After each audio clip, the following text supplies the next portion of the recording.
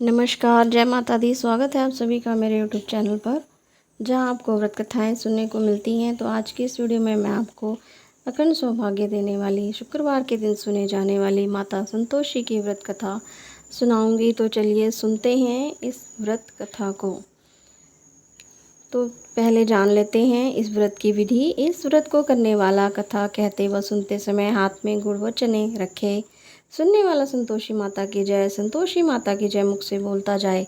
कथा समाप्त होने पर हाथ का गुड़ चना गौ माता को खिलाएं। कलश में रखा हुआ गुड़ चना सबको प्रसाद के रूप में बांटें। कथा से पहले कलश को जल से भरें, उसके ऊपर गुड़ चने से भरा कटोरा रखें तथा कथा समाप्त होने और आरती होने के बाद कलश के जल को घर में सब जगह छिड़कें और बचा हुआ जल तुलसी की क्यारी में डाल दें।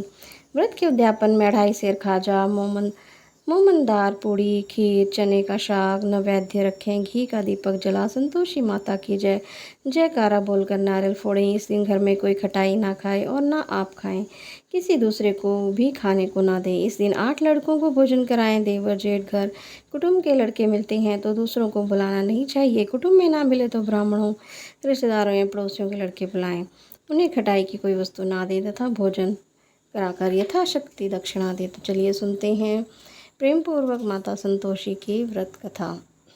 एक बुढ़िया के 7 बेटे थे। 6 बेटे कमाने वाले थे और एक बेटा निकम्मा था। बुढ़िया माँ 6 पुत्रों के लिए रसोई बनाती, भोजन कराती और उनका जो कुछ जूठा बचता उसे सातवें को दे देती। सातवां पुत्र वो भोला भाला था। वह इन सब का मन में कुछ विचार ना करता। एक दिन वह अपनी पत्नी से बोला, देखो मेरी माता का मुझ पर कितना स्नेह है। वह बोली, क्यों नहीं, सबका जूठा बचा हुआ तुमको खिलाती है। वह बोला, ऐसा नहीं हो सकता, जब तक मैं आंखों से ना देख लूँ मान नहीं सकता। पत्नी ने हंसकर कहा, देख लोगे तब तो मानोगे। कुछ दिन बाद एक बड़ा त्योहार आया। घर में 7 प्रकार के भोजन और चूरमा के लड्डू बने। वह पत्नी की बात जांचने के लिए सिरदर्द का बहाना बनाकर पतला कपड़ा सिर पर ओढ़कर रसोई में जाकर सो गया और कपड़े में से सब देखता रहा। 6 भाई भोजन करने आए। उसने देखा माँ ने उनके लिए सुंदर सुंदर आसन बिछाए, 7 प्रकार की रसोई परोसी और आग्रह करके उन्हें भोजन कराती रही। वह देखता रहा। 6 भाई भोजन कर उठ गए। तब माँ ने उनकी थालियों में से लड्डुओं के टुकड़ों को उठाया और एक लड्डू बनाया। जूठन साफ करके माँ ने उसे पुकारा, उठ बेटा, 6 भाई भोजन कर गए, अब तू भी बाकी है, उठ भोजन कर ले। उसने कहा, माँ मुझे भोजन नहीं करना है, मैं परदेश जा रहा हूँ। माता ने कहा, कल जाना हो तो आज ही जा। मैं बोला, हाँ हाँ जा रहा हूँ, यह कहकर वह घर से निकल गया। चलते समय उसे पत्नी की याद आई। वह गौशाला में कंडे थाप रही थी।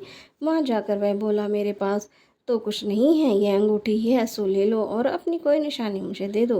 वह बोली, मेरे पास क्या है, ये गोबर भरा हाथ है। यह कहकर पत्नी ने उसकी पीठ पर गोबर के हाथ की ताप मार दी। वह चल दिया। चलते चलते दूर देश में पहुंचा। वहाँ एक साहूकार की दुकान थी। वहाँ जाकर बोला, सेठ जी मुझे नौकरी पर रख लो। साहूकार को नौकर की सख्त जरूरत थी। साहूकार ने कहा, काम देख कर तनख्वाह मिलेगी। उसने कहा, सेठ जी जैसा आप ठीक समझे। उसे साहूकार के यहाँ नौकरी मिल गई। वह प्रातः 7 बजे से रात्रि 12 बजे तक काम करने लगा। कुछ दिन में दुकान का लेन देन, हिसाब किताब, ग्राहकों को माल बेचना, सारा काम करने लगा। साहूकार के 7-8 नौकर थे, वे सब चक्कर खाने लगे। ये तो बहुत होशियार बन गया है। सेठ ने भी उसका काम देखा और 3 महीने में ही उसे मुनाफे में साझेदारी बना लिया। परिश्रम परिश्रम करते 12 वर्ष में ही वह नगर का नामी सेठ बन गया और सेठ सेठ अपना सारा कारोबार उस पर छोड़कर बाहर चला गया। इधर उसकी पत्नी पर क्या बीती वह सुने। सास ससुर उसे दुख देने लगे। सारी गृहस्थी का काम करवा कर उसे लकड़ी लेने जंगल में भेजते। इस बीच घर की रोटियों के आटे से जो भूसी निकलती उसकी रोटी बनाकर रख दी जाती और फूटे नारियल के नरेली में पानी रख दिया जाता। इस तरह दिन बीतते रहे। एक दिन वह जंगल में लकड़ी लेने जा रही थी कि रास्ते में बहुत सी स्त्रियां संतोषी माता का व्रत करती दिखाई दी। वह वहाँ खड़ी होकर पूछने लगी, बहनों ये तुम किस देवता का व्रत करती हो और इसके करने से क्या फल मिलता है? इस व्रत करने की क्या विधि है? यदि तुम अपने इस व्रत का विधान मुझे समझा कर कहोगी तो मैं तुम्हारा बड़ा एहसान मानूंगी। उनमें से एक स्त्री बोली, सुनो, यह संतोषी माता का व्रत है। इसे करने से निर्धनता दरिद्रता का नाश होता है, लक्ष्मी आती हैं, मन की चिंताएं दूर होती हैं, घर में सुख होने से मन को प्रसन्नता और शांति मिलती है, यानी पूती को पुत्र मिलता है, प्रीतम बाहर गया हो तो शीघ्र लौट आता है, कुंवारी कन्या को मनपसंद वर मिलता है, राजद्वार में बहुत दिनों से मुकदमा चल रहा हो तो खत्म हो जाता है, कलह कलेश की निवृत्ति होती है, सुख शांति हो, घर में धन जमा हो, धन जायदाद का लाभ होता है, तथा मन में जो कुछ भी कामना हो वह संतोषी माता की कृपा से पूरी होती है, इसमें संदेह नहीं। वह पूछने लगी, यह व्रत कैसे किया जाता है, यह भी बताओ। तो बड़ी कृपा होगी। वह स्त्री कहने लगी, बिना परेशानी, श्रद्धा और प्रेम से जितना भी बन सके प्रसाद लेना। 5.25 पैसे से 5.25 आने तक, इससे भी ज़्यादा शक्ति और भक्ति के अनुसार गुड़ और चना लें। हर शुक्रवार को निराहार रहकर कथा कहना सुनना, इसके बीच कर्म न टूटे। लगातार नियम पालन करना। सुनने वाला कोई न मिले तो घी का दीपक जलाकर उसके आगे जल के पात्र को रखकर कथा कहना, परंतु नियम न टूटे। जब तक कार्य सिद्ध ना हो नियम पालन करना, और कार्य सिद्ध हो जाने पर व्रत का उद्यापन करो। 3 मास में माता पूरा फल प्रदान करती हैं। यदि किसी के खोटे ग्रह हो तो भी माता 1 वर्ष में अवश्य सिद्ध करती हैं। कार्य सिद्ध होने पर ही उद्यापन करना चाहिए, बीच में नहीं। उद्यापन में 2.5 सेर आटे का खाजा तथा इसी अनुसार खीर तथा चने का शाक बनाना चाहिए। 8 बच्चों को भोजन कराना चाहिए। जहाँ जहाँ मिले देवर जेठ भाई बंद कुटुंब के लड़के लेना, ना मिले तो रिश्तेदार और पड़ोसियों के लड़के बुलाना, उन्हें भोजन करा। यथाशक्ति दक्षिणा दे। माता का नियम पूरा करना। उस दिन घर में कोई पिटाई ना खाए। यह सुनकर वह वहाँ से चल दी। रास्ते में एक लकड़ी के बोझ को बेच दिया और उन पैसों से गुड़ चना लेकर माता के व्रत की तैयारी कर आगे चली। सामने एक मंदिर देख लोगों से पूछने लगी, यह मंदिर किसका है? सब कहने लगे, ये संतोषी माता का मंदिर है।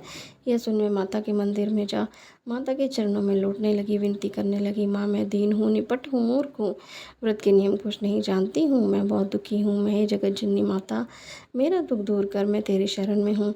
माता को दया आई। एक शुक्रवार बीता कि दूसरे शुक्रवार को ही उसके पति का पत्र आया और तीसरे शुक्रवार को उसका भेजा हुआ पैसा पहुंचा।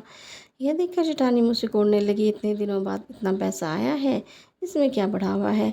लड़के ताने देने लगे। काकी के पास अब पत्र आने लगे, रुपया आने लगा। अब तो काकी की खातिर बढ़ेगी, अब तो काकी बुलाने से भी नहीं बोलेगी। बेचारी सरलता से कहती, भैया पत्र ही आए हैं, रुपया ही, हम सब के लिए अच्छा है। ऐसा कहकर आंखों में आंसू भरकर संतोषी माता के मंदिर में जाकर माता ईश्वरी के चरणों में गिरकर रोने लगी। माँ मैंने तुमसे पैसा नहीं मांगा है, मुझे पैसे से क्या काम है, मुझे तो अपने सुहाग से काम है, मैं तो अपने स्वामी के दर्शन और सेवा मांगती हूँ।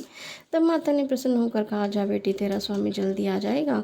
यह सुन खुशी से बावली वह घर जाकर काम करने लगी। संतोषी माता विचार करने लगी कि इस भोली पुत्री से मैंने कह तो दिया कि तेरा पति शीघ्र आएगा, पर आएगा कहाँ से? वह तो स्वप्न में भी से याद नहीं करता। उसे इसकी याद दिलाने मुझे तो जाना ही पड़ेगा। संतोषी माता उस बुढ़िया के बेटे के पास पास जा स्वप्न में प्रकट होकर कहने लगी, साहूकार के बेटे, सोता है या जागता है? उसने कहा, माता सोता भी नहीं हूँ, जागता भी नहीं हूँ, बीच में ही हूँ, कहिए क्या आ गया है? माँ ने कहा, तेरा घर बार है या नहीं? वह बोला, मेरा तो सब कुछ है माता, माँ बाप भाई बहन पत्नी, क्या कमी है? माँ बोली, पुत्र तेरी घरवाली कष्ट उठा रही है। वह बोला, हाँ माता ये तो मुझे मालूम है, परंतु जाऊँ कैसे? परदेश की बात है, लेन देन का कोई हिसाब नहीं, कोई जाने का रास्ता नजर नहीं आता, कैसे चला जाऊँ? माँ कहने लगी, मेरी बात मान, सवेरे नहा धोकर संतोषी माता का नाम ले, घी का दीपक जला, दंडवत कर और दुकान पर जा बैठना। देखते देखते तेरा सारा लेन देन चुक जाएगा, जमा माल बिक जाएगा, सांझ होते ही धन का ढेर लग जाएगा। वह अगले दिन सुबह बहुत जल्दी उठा। उसने अपने मित्र बंधुओं परिचितों से स्वप्न में माता द्वारा कही गई बात क्या सुनाई। वे सब उसकी बात सुनकर उसकी खिल्ली उड़ाने लगे। वे कहने लगे, कहीं सपने की बात भी सच्ची होती है। एक बूढ़ा व्यक्ति बहुत समझदार था। वह बोला, देखो भाई, मेरी बात मानो, इस तरह सच या झूठ कहने के बदले देवता ने जैसा कहा वैसा ही करना। तेरा क्या जाता है? बूढ़े की बात मानकर नहा धोकर उसने संतोषी माता को प्रणाम किया, फिर घी का दीपक जलाकर दुकान पर जा बैठा। थोड़ी देर में उसने देखा कि देने वाले रुपया लाए, लेने वाले हिसाब लाए। कोठी में भरे सामान के खरीदार नगद दाम में सौदा करने लगे। शाम तक धन का ढेर लग गया। वह चमत्कृत हुआ। मन में संतोषी माता का नाम लेकर प्रसन्न होकर घर जाने वास्ते गहना कपड़ा और सामान खरीदने लगा। सब काम से निपट अपने घर की ओर रवाना हुआ। यहाँ पर उसकी पत्नी बेचारी जंगल में लकड़ी लेने गई। लौटते वक्त थक जाने के कारण संतोषी माता के मंदिर में विश्राम करने बैठ गई। ये तो उसका रोज का स्थान था। दूर धूल उड़ती देखकर उसने माता से पूछा, हे माता, ये धूल कैसी उड़ रही है? माँ ने कहा, हे पुत्री, तेरा पति आ रहा है, अब तू जा, ऐसा कर, लकड़ियों के 3 बोझ बना, एक नदी के किनारे रख, दूसरा मेरे मंदिर के पास और तीसरा अपने सिर पर रख। तेरे पति को लकड़ी का गट्ठा देखकर मुंह पैदा होगा, वह वहाँ रुकेगा, नाश्ता पानी बनाकर खाकर माँ से मिलने जाएगा। तू लकड़ी का बोझ उठा कर जाना और बीच चौक में गट्ठा डालकर 3 आवाज़ें ज़ोर से लगाना। लो 7 सूजी लकड़ी का गट्ठा, लो भूसी की रोटी दो, नारियल के कोपरे में पानी दो, आज कौन मेहमान आया है। संतोषी माता की बात सुनकर वह बहुत अच्छा माता जी कहकर प्रसन्न मन से लकड़ियों के 3 गट्ठे बना लाई। एक नदी के तट पर, दूसरा माता के मंदिर पर रखा। इतने में ही वह मुसाफिर वहां आ पहुंचा। सूखी लकड़ी देखकर उसकी इच्छा हुई कि अब यहीं विश्राम करें और भोजन खा पी कर गाँव चलें। इस प्रकार भोजन कर विश्राम कर वह अपने गाँव में आ गया। उसी समय बहू सिर पर लकड़ी का गट्ठा लिए आई। उसने गट्ठा आंगन में डाल जोर से 3 आवाज़ें दी, लो सासू जी लकड़ी का गट्ठा, लो भूसी की रोटी दो, नारियल के कोपरे में पानी दो, आज कौन मेहमान आया है। यह सुनकर उसकी सास ने अपने दिए हुए कष्टों को भुलाते हुए बहू तू ऐसा क्यों कहती है, तेरा मालिक ही तो आया है। बैठ मीठा भात खा, गहने कपड़े पहन। पत्नी की आवाज़ सुनकर उसका स्वामी बाहर आया और उसके हाथ में अपनी पहनी हुई अंगूठी देख व्याकुल हो गया। वह अपनी माँ से पूछता है, माँ ये कौन है। माँ कहती है, बेटा ये तेरी पत्नी है। आज 12 वर्ष हो गए जब से तू गया है, तब से सारे गांव में जानवर की तरह भटकती फिरती है, काम काज घर का कुछ नहीं करती, 4 समय आकर खा जाती है। अब तुझे देखकर भूसी की रोटी और नारियल के कोपरे में पानी मांगती है। वह लज्जित होकर बोला, ठीक है माँ, मैंने इसे भी देखा और तुम्हें भी देखा है। अब तुम मुझे दूसरे घर की चाबी दो, मैं उसमें रहूँगा। ठीक है बेटा, जैसी तेरी मर्जी, कहकर माँ ने ताला ताला का गुच्छा बेटे के सामने रख दिया, चाबियों का गुच्छा। उसने दूसरे घर को खोला, सारा सामान जमाया। एक दिन में ही महाराजा के महल जैसा ठाट बाट बन गया। अब क्या था, वह सुख भोगने लगी। अगला शुक्र आया तो पत्नी अपने पति से कहा, मुझे संतोषी माता का व्रत का उद्यापन करना है। उसका पति बोला, बहुत अच्छा है, खुशी से कर लो। वह उद्यापन की तैयारी करने लगी। जेठ के लड़के को भोजन के लिए कहने गई, उन्होंने मंजूर किया, परंतु पीछे से जेठानी अपने बच्चों को सिखला कर, देखो रे, भोजन के समय सब लोग कटाई मांगना, जिससे उसका अध्यापन पूरा ना हो। लड़के भोजन करने आए, खीर पेट भर खाई, परंतु बात याद आने पर ही कहने लगे, हमें कुछ कटाई खाने को दो, खीर खाना हमें भाता नहीं है, यह देखकर अरुचि होती है। भोजन पर लड़के उठ खड़े हुए, बोले, पैसे लाओ। भोली बहू पूछना चाहती थी, उन्हें पैसे दे दिए। लड़कों ने बाजार जाकर उन पैसों से इमली खरीदी और खाई। यह देखकर बहू पर माता जी ने कोप किया। राजा के दूत उसके पति को पकड़ कर ले गए। जेठ जेठानी मनमाने खोटे वचन कहने लगे, लूट लूट कर धन इकट्ठा कर लाया था, सो राजा के दूत उसे पकड़ कर ले गए। अब सब मालूम हो जाएगा जब जेल की रोटी खाएगा। बहू को यह वचन सहन नहीं हुए। संतोषी माता के मंदिर में गई और कहने लगी, माता तुमने ये क्या किया, आज आकर रुलाने क्यों लगी। माता बोली, पुत्री तूने अध्यापन करके मेरा व्रत भंग किया है, इतनी जल्दी सब बातें भुला दी। वह कहने लगी, माता बोली तो नहीं ना कुछ अपराध किया, मुझे तो लड़कों ने भूल में डाल दिया, मैंने भूल से उन्हें पैसे दे दिए, मुझे क्षमा कर दो। माँ बोली, ऐसी भी कहीं भूल होती है। वह बोली, माँ अब भूल नहीं होगी, अब बताओ मेरे पति कैसे वापस आएंगे। माँ बोली, पुत्री जा, तेरा पति तुझे रास्ते में ही आता मिलेगा।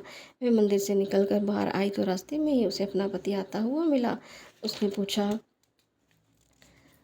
पूछा तुम कहाँ गए थे। वह कहने लगा, इतना सारा धन जो कमाया है उसका कर राजा ने मांगा था, वह भरने गया था। वह प्रसन्न होकर बोली, भला हुआ, अब घर चलो। फिर अगला शुक्रवार आया। वह बोली, मुझे माता का उद्यापन करना है। पति ने कहा, ठीक है करो। फिर जेठ के लड़कों को भोजन कहने के लिए गई। जेठानी ने 1-2 बातें सुनाई और लड़कों को सिखा दिया कि तुम पहले की तरह घटाई मांगना। लड़के भोजन करने बैठे, परंतु भोजन करने से पहले ही कहने लगे, हमें खीर पूड़ी नहीं भाती, जी बिगड़ता है, कुछ खटाई खाने को दो। वो बोली, खटाई खाने को नहीं मिलेगी, खाना हो तो खाओ। उनके उठकर चले जाने पर उसने ब्राह्मण के लड़के बुलाकर भोजन कराया। दक्षिणा की जगह 1-1 फल उन्हें दिया। इससे संतोषी माता प्रसन्न हो गई। माता की कृपा से 9 माह बाद उसको चंद्रमा के समान एक सुंदर पुत्र प्राप्त हुआ। पुत्र को लेकर वह प्रतिदिन संतोषी माता के मंदिर में जाने लगी। माँ ने सोचा कि यह रोज आती है, अब क्यों ना मैं इसके घर चलूं, इसका आसरा देखूं तो सही। ये विचार कर माता ने भयानक रूप बनाया। गुड़ और चने से सना हुआ मुख, ऊपर से सूंड के समान होंठ, ऊपर उस पर मक्खियाँ भिनभिना रही थी। दहलीज में पैर रखते ही उसकी सास चिल्लाई, देखो रे, कोई चुड़ैल डाकनी चली आ रही है, लड़कों इसे भगाओ नहीं तो सबको खा जाएगी। लड़के डरने लगे, चिल्ला चिल्ला कर खिड़की बंद करने लगे। बहू रोशनदान में से सब देख रही थी, प्रसन्नता से पागल होकर चिल्लाने लगी, आज मेरी माता मेरे घर आई है। यह कहकर दूध पीते बच्चे को गोद से उतार दिया। इस पर उसकी सास क्रोध भर कर बोली, देखो रे, कैसी उतावली हुई है, जो बच्चे को पटक दिया। इतने में माँ के प्रताप से जहाँ देखो लड़के लड़के नजर आने लगे। बहू बोली, माँ जी, मैं जिनका व्रत करती हूँ ये वही संतोषी माता हैं। इतना कहकर उसने झट से घर के सारे किवाड़ खोल दिए। सबने माता के चरण पकड़ लिए और विनती कर कहने लगे, हे माता, हम मूर्ख हैं, अज्ञानी हैं, तुम्हारे व्रत की विधि हम नहीं जानते, तुम्हारा व्रत भंग कर हमने बड़ा अपराध किया है। हे माता, आप हमारे अपराधों को क्षमा करें। इस प्रकार बार बार कहने से माता संतोषी प्रसन्न हुई। इसके बाद उसकी सास कहने लगी, हे संतोषी माता, आपने बहू को जैसा फल दिया वैसा सबको देना। जो ये कथा सुने या पढ़े उसके सब मनोरथ को पूर्ण करना। तो बोलो संतोषी माता की जय। तो ये थी संतोषी माता की व्रत कथा, जिसे सुनने से हमारे जीवन में सुख समृद्धि आती है, हमारा सुखाखंड होता है, संतान सुख मिलता है, सभी मनोकामनाएं पूर्ण होती हैं। तो अगर आपको मेरा ये वीडियो अच्छा लगा है तो प्लीज़ आप मेरे चैनल को लाइक करें, शेयर करें, सब्सक्राइब ज़रूर करें और कमेंट में जय संतोषी माता अवश्य ही लिखें। धन्यवाद।